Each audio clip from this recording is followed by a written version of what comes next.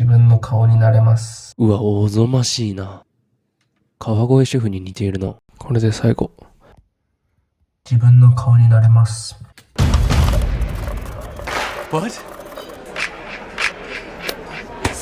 YouTube 始めて気づいたのですが、自分の姿を自分で撮影して自分で編集するというのは耐え難いストレスがあります。見ていられないです。単純なビッシュの問題もあるんですけど、調べてみると見慣れていない説の可能性が出てきました。見慣れていないってどういうことかというと、わかりやすい例としては、鏡に映る自分の姿は大丈夫だけど、写真を見た時に、うわ、ひどいビジュアルだと感じるみたいなことって経験された方いらっしゃるんじゃないかな。これはちゃんと理屈があるらしく、大きく2つ。1、自己強化バイアス。これは私たちは自分のことを実際よりもイケてると思ってしまうバイアスが人間にはあるらしく、自分のイメージと写真との落差でうわってなってしまうらしい。2つ目が単純接触効果。特定のものを見れば見るほど好意を抱きやすいというもの。これがどう影響するかというと、仕組みとしては、1、鏡に映る自分の姿を見ることの方が圧倒的に多いので、鏡自分を好意的に感じる。2、ただ鏡自分は左右反転している。3、写真自分は左右反転していないので見慣れていない。なので、うわ、ひどいビジュアルだ。とのこと。また、鏡は決まった角度で見ることが多いけど、写真や映像は様々なアングルだったり、意図しない瞬間を切り取られることも、うわって思う一因かもしれません。なので未加工で様々なアングルの自分の写真や映像をたくさん撮って、それを見返して、現実の自分の顔に見慣れることが必要だと思いました。自撮りしまくります。レッツラゴー。うわ、おぞましいな。ひょっとした呪物だな。一旦500枚くらい撮りました。正直めちゃくちゃしんどかったです。ただ撮るだけではなく、見返すのが本当にストレスでした。ただ面白い発見もいくつかありました。この顔どこかで見たことあったなと思ったら、モモという怖い人形に似ていました。あとこれもどこかで見たことあるなと思ったら、バカリズムさんでした。バカリズムスマイルと名付けます。バカリズムスマイルに頬肉を意識すると、総理に選ばれた時の石破茂さんになりました。にっこりというよりかはねっとりという感じでしょうか。石破スマイルと名付けます。できるだけ違う表情で撮影しようとしましたが、石破スマイルがめちゃくちゃ多くて笑っちゃいました。これが信号機なら事故ってまうみたいなことまっちゃん言ってたな。ふと思ったんですが、加工して撮影することが当たり前な時代において、加工した自分に見慣れるとどうなってしまうんだろうと思いました。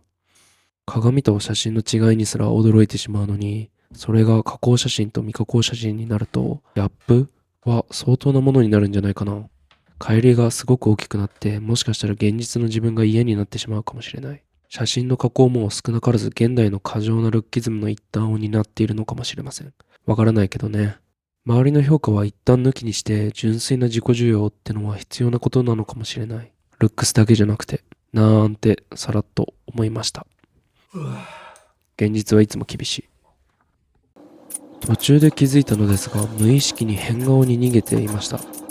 本当に見るのがきついのは真顔の写真だと気づきました。なので途中から真顔の写真にシフトしました。自分の真顔になれるようにします。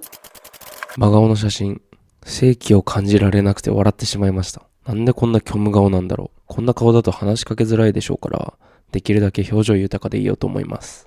一番見にくい写真になります。下アングル寝起き真顔なんですけど、なんか顔全体がむくんでいるのか脂肪なのかわからないんですが、腫れぼったいですね。ちょっと痩せようかなと思いました。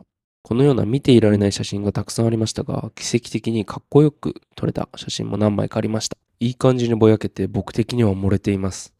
この表情、大学生の男女の集合写真、サークルで一番女生きてえなと思っているやつでしたっけ。確かに大学生の頃は四六時中生きてえなと思ってたな。これが1000枚近く撮って一番お気に入りの写真です。これはマジでプロフィール画像に使えそう。改めて自撮りをたくさん行って感じたメリットについてお伝えできたらなと思います。一つは自分はこんな顔なんだと改めて認識できたことが大きいですかね。もう少し顔のラインをはっきりさせたいから痩せようとか、髪の毛もう少し清潔感あるような感じにしたいなとかって思えたのはすごく良かったです。純粋な自己需要から純粋な自己研鑽に行けるような気がしました。周りの評価ではなく自己評価として、あの俳優みたいになりたいなっていうよりかは、自己ポテンシャルを最大限発揮しに行こうって感じです。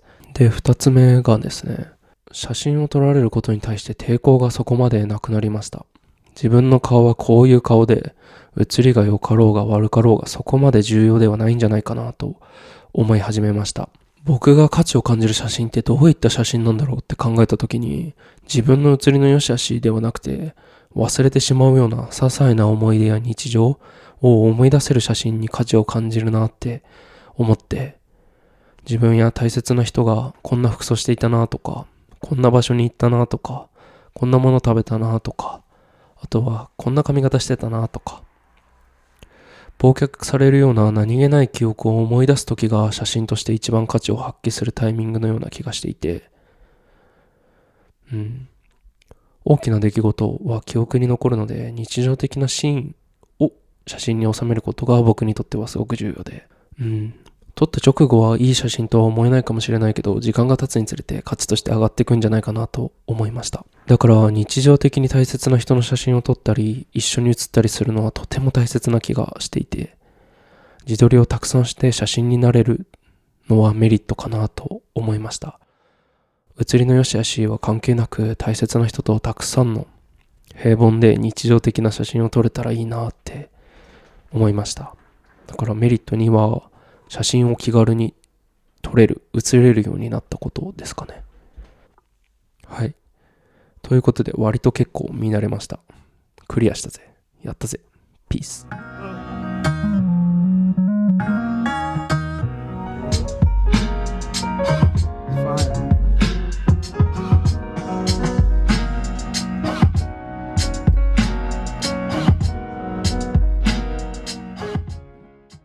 このチャンネルではやりたいことを一つずつ達成していきます。ゴールはやりたいことリストをすべてやり尽くすこと。